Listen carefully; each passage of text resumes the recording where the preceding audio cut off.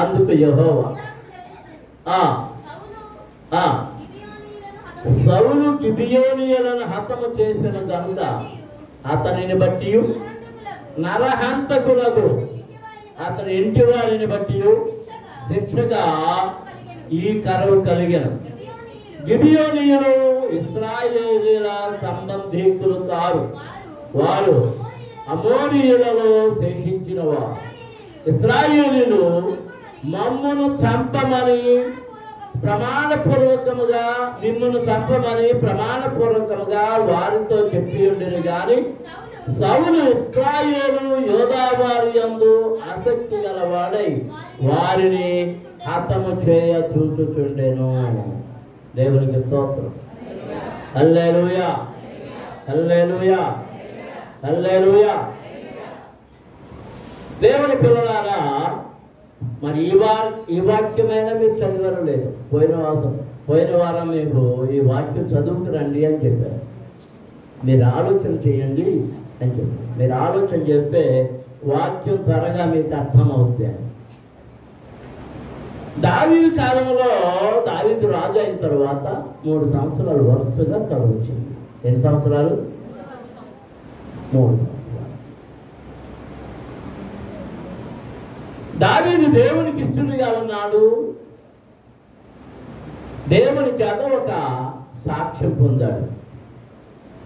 ఇతడు నాకు ప్రియుడు, నేను కోరినది ఇతడే, నేను కోరినది ఇతడే అని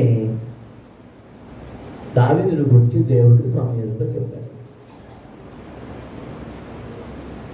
అలాంటి దావీదు రాజ్యాన్ని ఏలుతూ ఉన్నప్పుడు దేవుడే ఆ రాజ్యాన్ని ఏలుతూ ఉండాలి. కానీ 3 సంవత్సరాలు వరుసగా కరువు వచ్చింది. ఎన్ని సంవత్సరాలు? అప్పుడు దావీదు దేవుని దగ్గర అడగడం మొదలుపెట్టాడు. దావీదు యెహోవాతో మనవి చేశాను. ఆ మాటకు రాయబడింది మొదటి వచనంలో. మనం ఇందులో నేర్చుకోవాల్సింది ఏంటంటే, దావీదు కరువు కలిగినప్పుడు ఏం చేశాడు చెప్పండి. అర్థం అవ్వలేదా? ఏం చేశాడు? మీకు ఎక్కడ లేదు పొరకే ఒక్కొక్క సమాధానం చెప్పింది. మరి మీరు మనసులో ఎక్కడ పెట్టారు? కంచం మీద గెలిపోయినట్టు.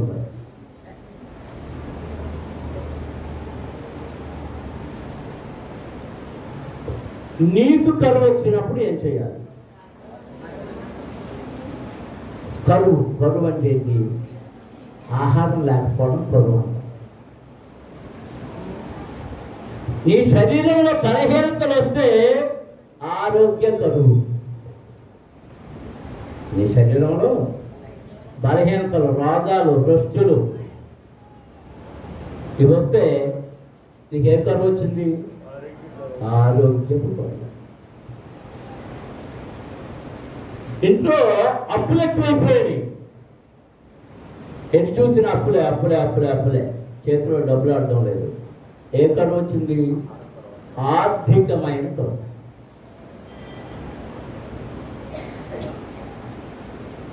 ఇంటి పక్క వాళ్ళతో దెబ్బలాటే, ఇంట్లో వాళ్ళతో దెబ్బలాటే, ఆడపడుచులతో దెబ్బలాటే, మొగుడితో దెబ్బలాటే, పిల్లలతో దెబ్బలాటే, ఏ ప్రాణాలతో దెబ్బలాటే, ఈయంతో దెబ్బలాటే, తోటికోడలతో దెబ్బలాటే, అందరితో దెబ్బలాటలే. ఏ కరువు వచ్చింది? ఆర్థిక కరువు. ఆర్థిక కరువు, సమాధాన కరువు. ఆర్థికం అంటే డబ్బులు. డబ్బులు కరువు, ఆర్థిక కరువు. సమాధానం కరువు. ఎక్కడు? సమాధానం కరువు. ప్రశాంతత ఉంటుంది. నువ్వేం చేస్తున్నావు? పిల్లలు నీ మాట వినడం లేదు, భర్త నీ మాట వినడం లేదు, భార్య నీ మాట వినడం లేదు, నీ పరివారం కూడా నీ మాట వినడం లేదు. మనసుకు శాంతి లేదు, మనోవేదన, కరువు.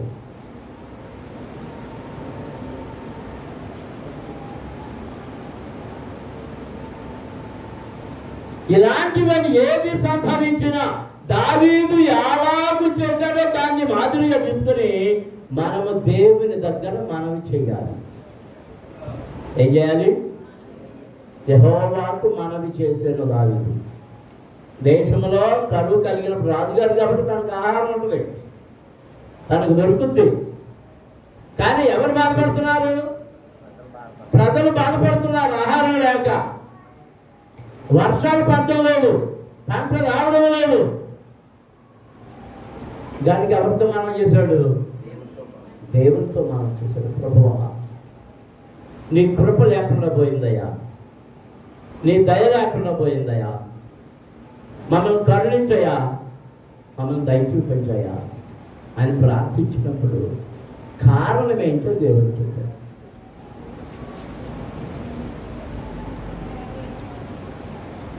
మనకు కరువు కలగడానికి కారణాన్ని కనుక్కోవాలి. మనం నిర్లక్ష్యం కూడా కరువే. ఇప్పుడు మా పాఠం గారు వచ్చి బయట ఎవరో వచ్చారని చెప్పింది. ఎవరు వచ్చారో చెప్పగా నేను చెప్పాను. నేను 3 ఏళ్ళ నుంచి నేను మా అబ్బాయి చెప్తున్నాను, మా అబ్బాయి మర్చిపోతాను. నేనేంటి దాన్ని ఏమంటామంటే నిర్లక్ష్యం.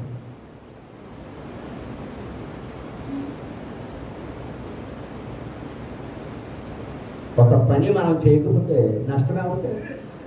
చేయవలసిన పని చేయకపోతే మనకి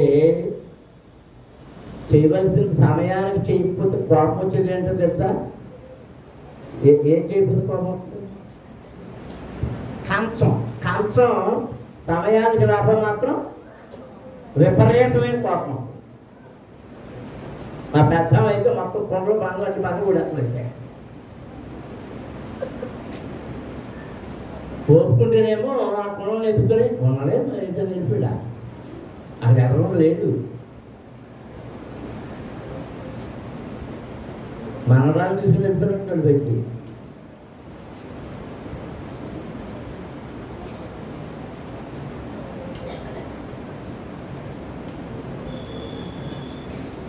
ఒక్కోసారి మా పాత్రమ్మ రోజు రాజు వెళ్ళిపోతుంది కదా,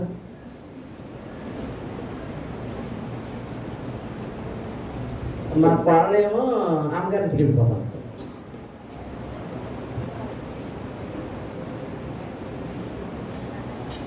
నేను సరిగ్గా భోజనం టైం అయ్యేటప్పటికి కళ్ళు ఎత్తి ఎలా చూస్తాను, ఏంటి నా భోజనం అక్కడ సర్దారా లేదా అని. ఓ రోజు కనపడలేదు, కనపడతలేదు. ఏంటి పెట్టడం మర్చిపోయేదా, వండలేదా, ఏం అర్థం కావట్లేదు. అంతలో పాత్ర గారు ఫోన్ చేసింది. ఏమని చేసింది? నేను అక్కడ ఆ భోజనం అన్నీ అక్కడ పెట్టానా లేదా అని అడిగింది. నాకు ఇక్కడ ఏం కనపడతలేదు అన్నమాట. చేద్దామంటే మర్చిపోయాను, ఎక్కడి నుండి తెచ్చుకోవాలి.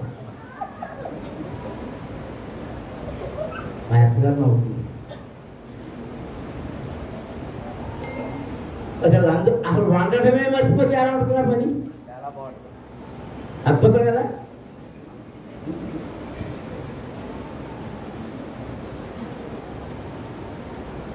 సమయానికి ఆహారం తప్పకపోతే మనకు కోపం వస్తుంది. మరి దేవుడు నీకు చెప్పిన మాట వినకపోతే దేవుడికి కోపం రాదా?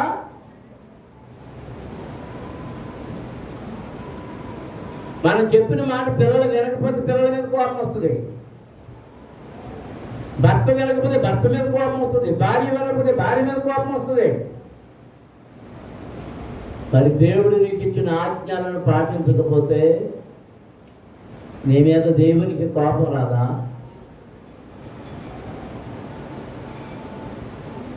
ఇశ్రాయేలు ప్రజలందరి మీదకి వచ్చింది శిక్ష. ఏ శిక్ష అది చెప్పండి? చెప్పాలి, కరువు. కరువు.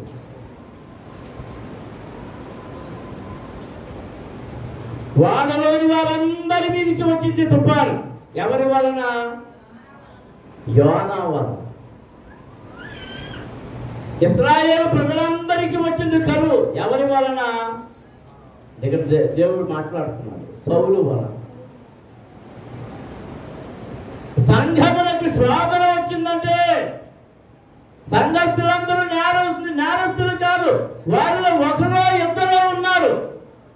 వారి వలన సంఘము మీదికి దేవుని కోపము, శిక్ష వస్తూ ఉన్నది. ఇంటిలో ఒకరి వలన ఇల్లంతా అవమానాలు పాలవుద్ది.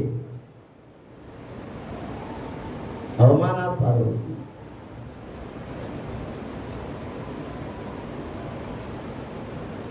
అదొక ఆడపిల్ల అవ్వచ్చు, లేదా మగపిల్లలు అవ్వచ్చు. ఒక్క వ్యక్తిని బట్టి అప్పటి వరకు మంచి పేరు ఉన్నటువంటి కుటుంబానికి ఏమొస్తుంది? అవమానం. అవమానం. దావీదు దేవుని దగ్గర మొదలుపెట్టాడు, ప్రభువా నీ ప్రజలు, మేమందరము నీ ప్రజలమే, నీవు నన్ను ప్రత్యేకంగా ఏర్పాటు చేసుకున్నావు. గొర్రెల దొడ్డిలో ఉన్న నన్ను, గొర్రెలను మేపుకుంటున్న నన్ను, నీ ప్రజలను నడిపించడానికి నన్ను తీసుకొచ్చావయ్యా. నాకు ఈ రాజ్యాన్ని అప్పగించావు. దాని 3 సంవత్సరాల నుండి వరుసగా కరువు. నేను తట్టుకోలేకపోతున్నానయ్యా. అప్పుడు దేవుడు దావీదుతో చెప్తున్నాడు, అందుకు యెహోవా నాకు సెలవిచ్చాను, సౌలు గిబియోనీయులను హతము చేశారు కనుక అతనిని బట్టి నరహంతకులకు అతని ఇంటి వారిని బట్టి శిక్షగా ఈ కరువు కలిగెను. దేవునికి స్తోత్రం. కరువు ఎందుకు వచ్చిందంట? శిక్ష. శిక్ష. మనకు సమాధానం కరువు వచ్చిందంటే శిక్ష. ఆహారపు కరువు వచ్చిందంటే శిక్ష. ఆర్థిక కరువు వచ్చిందంటే శిక్ష. మరి ఎట్టి విధమైన కరువు వచ్చినా అది శిక్షయే. కానీ ఆ శిక్షకు కారణమేంటో, ఆ కరువుకు కారణమేంటో ఎవరిని అడిగి తెలుసుకోవాలి? మనం దేవుని అడిగి మన తప్పిదములు తెలుసుకొని వాటిని విడిచిపెట్టి ప్రభు దగ్గర క్షమాపణ అడిగి వాటిని విడిచిపెడితే మళ్ళా దేవుని కనికరము మనము పొందుకుంటాము. దేవునికి స్తోత్రం. అందరూ స్తోత్రాలు చెల్లించుదాం. హల్లెలూయా. సౌలు ఎవరిని హతం చేసినట్రా? గిబియోనీయులు. ఎందుకు దేవుడు వారిని గురించి అంతగా పట్టించుకున్నాడు? 2వ వచనంలో గిబియోనీయులు ఇశ్రాయేలీయుల సంబంధికులు కాదు, వారు అమోరీయులలో శేషించిన వారు. ఎవరిలో? అమోరీయులలో శేషించిన వారు. ఇశ్రాయేలీయులు చంపమని, నిమ్మను చంపమని ప్రమాణపూర్వకముగా వారితో చెప్పి ఉండరు గాని సౌలు ఇశ్రాయేలు యోధాల వారి యందు ఆసక్తి గలవాడై వారిని హతము చేయ చూచుచుండెను, హతము చేశాను. దేవునికి స్తోత్రం. అందరూ స్తోత్రాలు చెల్లించుదాం. అబ్బాయిని మీరు ఏమంటున్నారు చెప్పండి. ఏమన్నారు చెప్పండి. అలాంటి ఎడికెద్దాం, ఆడికి ఎల్లైనాడు, పొల్లా అవతలాడు, ఆడికెద్దాం. ముగ్గురు చెప్పండి. అది దగ్గర ఏమన్నాయి తోటలో? అది ఎంత ప్రవేశపడుతుందో దగ్గర బయట ఉండే ఒకటి దగ్గర ఉంది, ఒకటి మధ్యోడి దగ్గర బయట ఉండే తీసారది.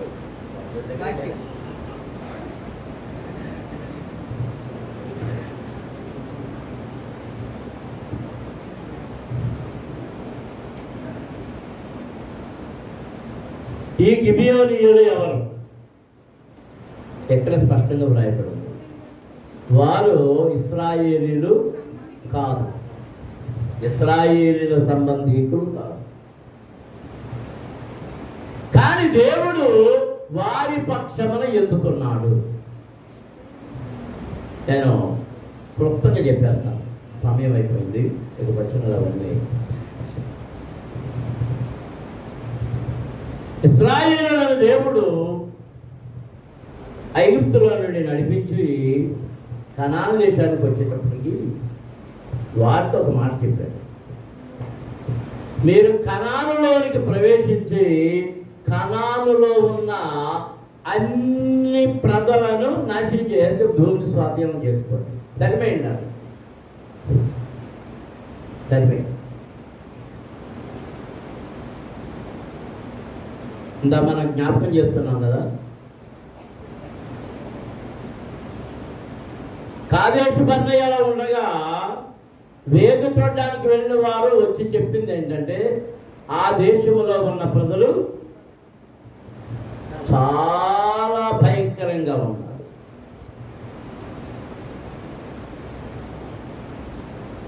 ఇక్కడ ఈ గిబియోనీయులు ఎవరట?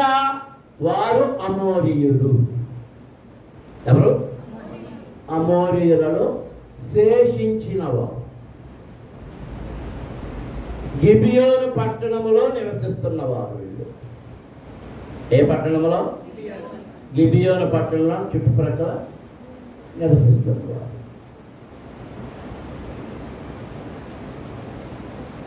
ఇశ్రాయేలు అన్ని దేశాన్ని దాటుకుంటూ వస్తూ ఉన్నప్పుడు, అమోరీయులను కూడా నాశనం చేసి వస్తూ ఉన్నప్పుడు, అమోరీయులు చాలా ఎత్తరు, బలము కలిగిన వాడు. కానీ దేవుడు ఇశ్రాయేలు పక్షమున ఉన్నందుచేత ఎంత బలవంతులైనా ఎరుకో కోటకోళ్ళు ఏమైపోయినాయి? కూలిపోయి.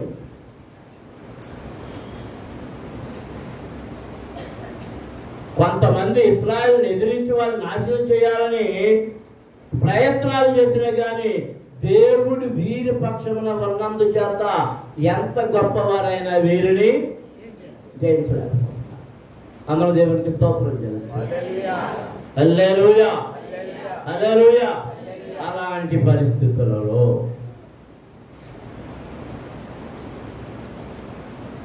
మోషే చనిపోయాడు. యెహోషువ నాయకత్వంలో యాస్తారులు దాటారు, ప్రయాణం చేస్తున్నారు. యెహోషువ గ్రంథంలో వ్రాయబడింది మాట. వారి గురించి మీరు పూర్తిగా తెలుసుకోవాలంటే ఇంటికి వెళ్ళిన తర్వాత యెహోషువ గ్రంథం 9వ అధ్యాయం చదవండి. ఈ గిబియోనీయులను గురించి.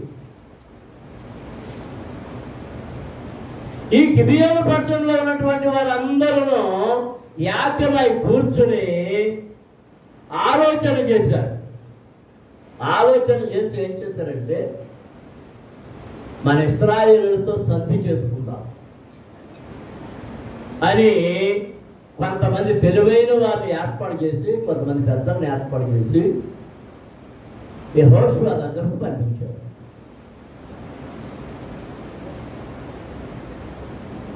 వాళ్ళు వచ్చి యెహోషువతో మాట్లాడుతున్నారు.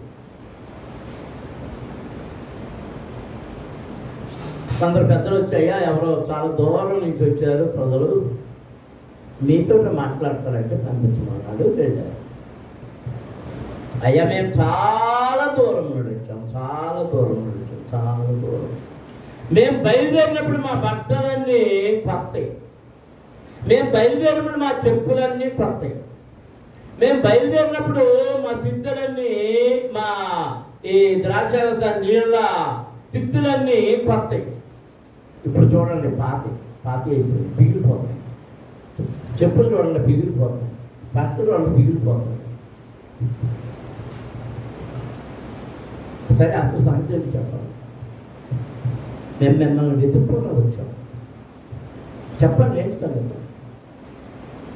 మాతో మీరు ఒక ఒప్పందం చేయాలి. ఏంటి ఆ ఒప్పందం? ఏంటి ఆ ఒప్పందం? మా జాతి వారిని మేము మీ శరణ చూస్తున్నాం, మా జాతి వారిని నాశనం చేయమని మాకు మీ దేవుని పేరుతో ప్రమాణం చేయండి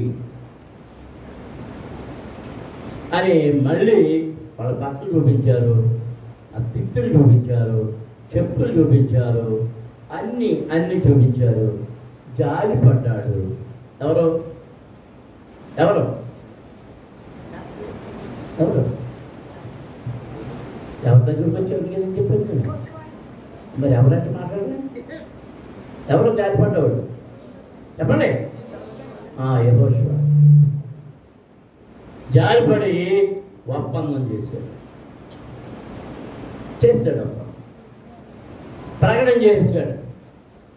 ఇది వచ్చిన వారితో ఒప్పందం చేస్తున్నాం, ప్రమాణం చేస్తున్నాం.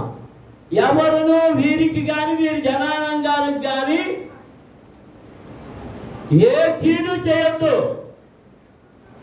మనము వీరు ఒకటే అని ప్రకటన చేసి అయిపోయింది. రెండో రోజు తెల్లారేటప్పటికి 2 రోజులు గడిచేటప్పటికి ఆ గోత్రాల పెద్దలందరూ వచ్చి మన యెహోషువ దగ్గర గొడవ మొదలెట్టారు.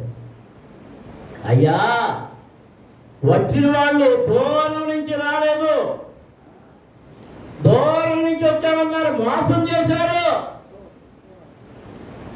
వాళ్ళు ఎక్కడోళ్ళే దమ్మర్హోళ్ళే, పెద్దహోళ్ళే. పెద్దకి దమ్మారానికి మన పేరుకి ఎంతను ఈవినింగ్ వాక్. ఈ పక్కోళ్ళే ఇక్కడ ఏం చేశారంటే దూరం నుంచి వచ్చారని చెప్పుకోవడానికి మా తిరిగిపోయి గుడ్డలు వేసుకొచ్చారు. తెగిపోయిన చెప్పులు ఎక్కడ నేను ఎత్తుక్కుని వేసుకున్నా, ఎక్కడ మూలలు పెట్టేసిన ఆ తిత్తులు, పాడైపోయిన తిత్తులు సంకంతా గెలుచుకున్నారు. వీళ్ళందరూ ఒక మాట మీదకి వచ్చాడు.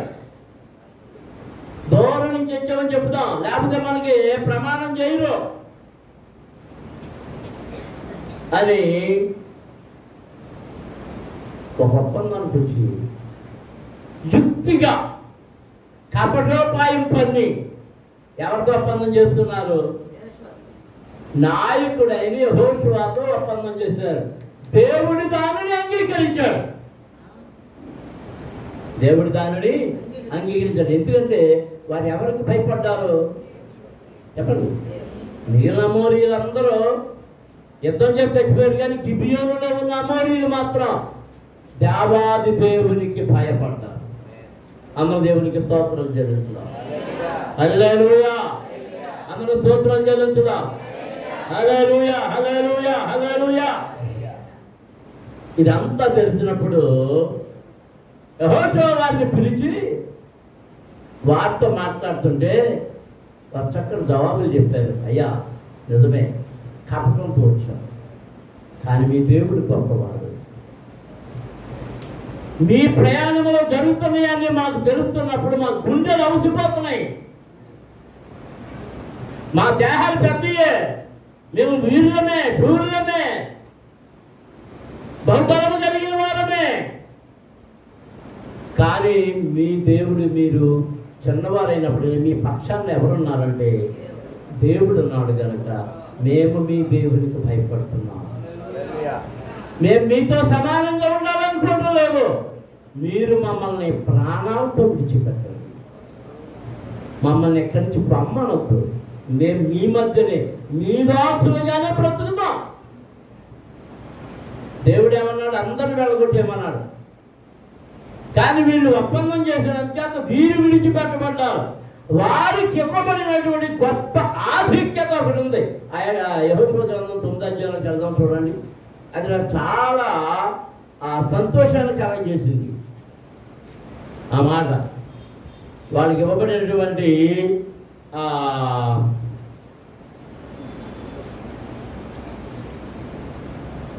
చూడండి, వాళ్ళు అక్కడి నుంచి వస్తా కొన్ని 9వ అధ్యాయం మీరు ఇంటికి వెళ్ళిన తర్వాత మళ్ళీ చదవండి. వారు కపటోపాయం చేసి 4వ వచనం రాయబారులమని వేషం వేసుకొని బయలుదేరి తమ గాడిదలకు పాత గోనెలు కట్టి పాతగిలి చిరిగి కొట్టబడిన ద్రాక్షారసం దిద్దలు తీసుకొని పాతగిలి మాసికలు వేయబడిన చెప్పులు పాదములకు తొడుక్కొని పాత బట్టలు కట్టుకొని వచ్చాడు. వారు ఆహారముగా తెచ్చుకొని భక్ష్యములని ఎండిన మొక్కలుగా ఎండిపోయిన రొట్టెలు పట్టుకొచ్చారు.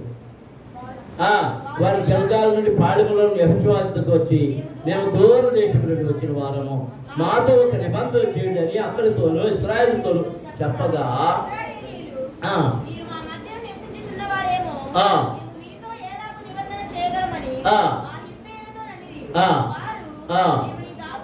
మేము నీ దాసులమని యెహోషువతో చెప్పినప్పుడు యెహోషువ, మీరు ఎవరు, ఎక్కడి నుండి వచ్చిందిరి?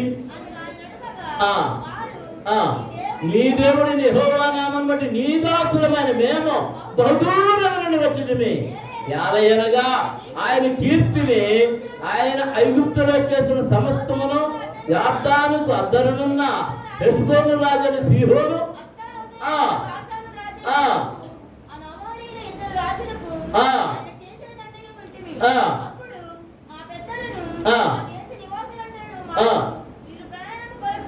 మీరు ప్రయాణం కొరకు ఆహారము చేత పట్టుకొని వారు ఎదుర్కొని పోయి, వారితో మేము మీ దాసులము కనుక మాతో నిబంధన చేయడానికి ఎప్పుడేంద్రి మీ వద్దకు రావాలని బయలుదేరిన జన్మన మేము సిద్ధపరుచుకుని మా ఇండ్ల నుండి తెచ్చుకున్న మా వేడి భక్ష్యములు ఇవే. ఇప్పటికవి ఎండి ముక్కలాయను. ఈ ద్రాక్షరస సిద్ధులను మేము నింపినప్పుడు అవి క్రొత్తవే, ఇప్పటికవి చిరిగిపోయాను. బహుదూరమైన ప్రయాణం చేసినందున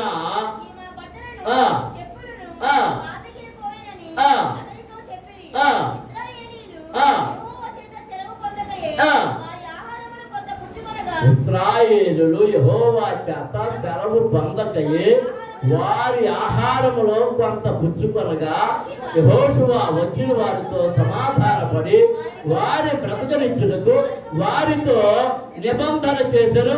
మరియు సమాజ ప్రధానులు వారితో ప్రమాణం చేసిరి. దేవునికి స్తోత్రం. హల్లెలూయా. ప్రమాణం అయిపోయింది. దేవునికి చెప్పకుండా ప్రమాణం చేశారు. అయితే వారితో నిబంధన చేసి 3 దినములైన తరువాత వారు తమ పొరుగు వారు తమ మడువ నివసించువారే అని తెలుసుకుంది. 19వ వచనంలో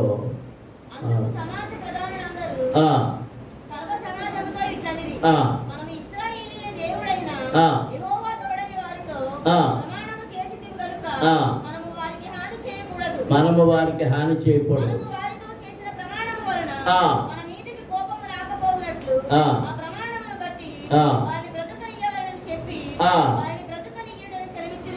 సరే, 27వ వచనం చదువు,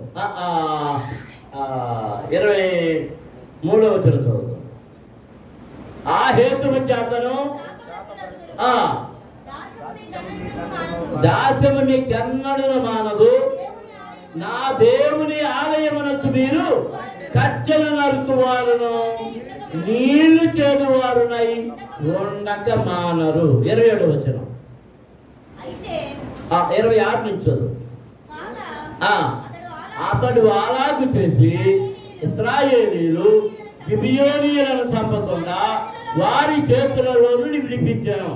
అయితే సమాజము కొరకును యెహోవా ఏర్పరచుకొని చోటున ఉండు బలిపీఠము కొరకును కట్టెలు నరుకువారు గాను నీళ్లు చేదువారు గాను యెహోషువ ఆ దినమందే వారిని నియమించను.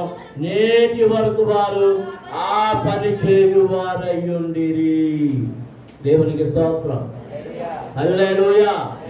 అందరూ స్తోత్రం చెల్లించుదాం. హల్లెలూయా, హల్లెలూయా. దీని గురించి ఆలోచన చేస్తూ ఉంటే దీని దేహదారుఢ్యం, వీరి పద్ధతి గమనించినప్పుడు నాకు ఒక ఆలోచన వచ్చింది. వారు బహుశా హాము సంతానం అయి ఉండొచ్చు. ఈ అమోరీయులు ఏ సంతానం? వీరు ఎక్కడ నివసిస్తున్నారంటే కొండలలో నివసిస్తున్నారు. అంటే మనం చెప్పాలంటే గిరిజనులు, కోయో టైప్ అన్నమాట. ఆ కొండల్లో నివసించేవారు, కానీ బహుబలాఢ్యులు. ఇప్పుడు వారికి ప్రమాణము చేశారు కనుక వారి స్థానం ఎక్కడ పెట్టబడిందంటే ఇశ్రాయేలు సమాజం అంతటి కొరకును, మరి ముఖ్యముగా దేవుని మందిరములో అంటే దేవుని బలిపీఠము దగ్గర కట్టెలు నరుకువారు గాను, అంటే పొరలు కొట్టేవాళ్ళు గాను, నీళ్లు చేదేవారు గాను వారికి పని అప్పగించబడినది. దేవునికి స్తోత్రం. నేను అనుకుంటున్నాను వీరు నాకంటే ధన్యులు. నిత్యము వారు ఎక్కడ నిలిచే భాగ్యం దొరికింది వారికి? యెహోవా మందిరములో పరిచర్య చేసే భాగ్యము వారికి దక్కింది. అందులో దేవునికి స్తోత్రం. హల్లెలూయా, హల్లెలూయా, హల్లెలూయా. అలాంటి భాగ్యము కలిగిన వారిని, అలాంటి భాగ్యము కలిగిన వారిని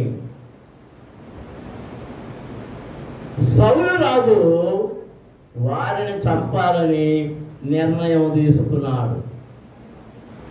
మనం మిగిలిన వచనాలని చదివితే ఇప్పుడు సమయం చాలా అయిపోతుంది.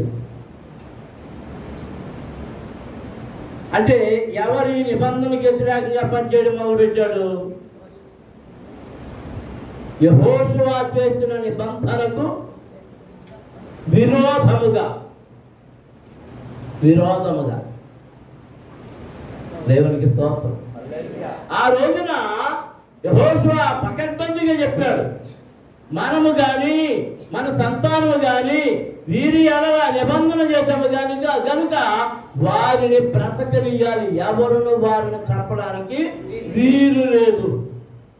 కానీ ఇప్పుడు ఎవరు చంపడం మొదలుపెట్టారు? అంటే వాగ్దానం ఎవరికి ఇవ్వబడింది? గిబియోనీయులకు ఇవ్వబడింది. వారి వాగ్దానాన్ని చెడగొట్టాడు ఎవరు?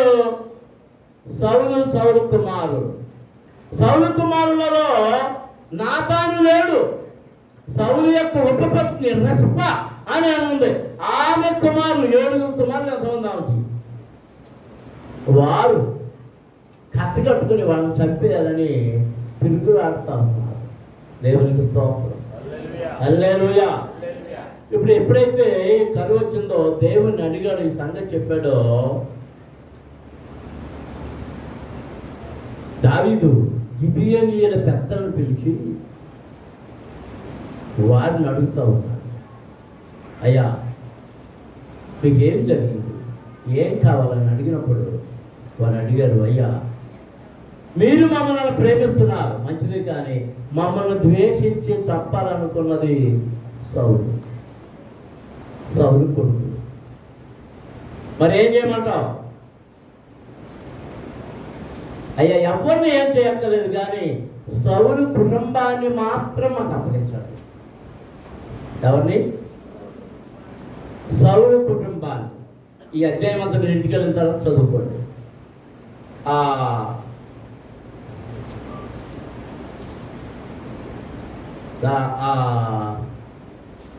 21వ అధ్యాయం 4వ వచనంలో గిబియోనీయులు సౌలు అతని ఇంటి వారు చేసిన దాని నిమిత్తము ప్రాయశ్చిత్తము కలుగుటకై వెండి బంగారులే గాని ఇశ్రాయేలులలో ఎవరినైనా చంపుటయ్యా గాని మేము కోరుటలేదన్నది. అంతలో దావీదు మీరేమి కోరుతారో దానిని నేను మీకు చేయుదుననగా వారు మాకు శత్రువులై మమ్మల్ని నాశనము చేయుచు ఇశ్రాయేలుల సరిహద్దుల్లో ఉండకుండా మేము లయమగునట్లు మాకు హాని చేయ ఉద్దేశించిన వారి కుమారులలో 7 మాకు అప్పగించు.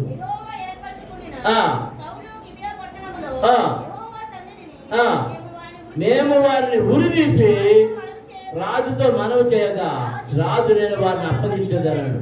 తానును సౌలు కుమారులు యోనాతానును యెహోవా నామం బట్టి ప్రమాణం చేసి ఉన్న హేతువు చేత రాజు సౌలు కుమారులు యోనాతానులకు పుట్టిన మెఫీబోషెతును అప్పగింపక అయ్యా కుమార్తె రిస్ప సౌలుకు కలిగిన 2 కుమారులను అర్మోనిని మెఫీబోషెతును సౌర కుమార్తె మేరాబు మెహలుతీలకు బర్జలై కుమారులైన అద్రిలియాలు కలిగిన 5 కుమారులను పట్టుకొని గిబియోనులకు అప్పగించను. వారు 7 తీసుకొని పోయి కొండ మీద యెహోవా సన్నిధిని ఉరిదీసిరి. ఆ 7 యాకరేతున చంపబడిరి. కోతకాలమున ఎవరి కోత ఆరంభమందు వారు మరణమైరి. అయ్యా కుమార్తె రెస్ప గోనె పట్ట తీసుకుని కొండ పైన పరుచుకొని కోతకాలారంభము మొదలుకొని ఆకాశము నుండి వర్షము కలేబుల మీద కురియ వరకు అచ్చలనే ఉండి పగలు ఆకాశ పక్షులను వాటి మీద రాలకుండాను రాత్రి అడవి మృగములు దగ్గరకు రాకుండాను కాచుచుండగా అయ్యా కుమార్తె రెస్పాన్ సౌర ఉపపత్తిని చేసినది దావీదులకు వినబడిను. సరే, మనం ఆ విషయం పరిశీలించుకుంటాము. సౌలు యొక్క కుమారులలో 7 అప్పగించమని 7 కొండల మీద ఉరిదీసి అలాగే విడిచిపెట్టేశారు.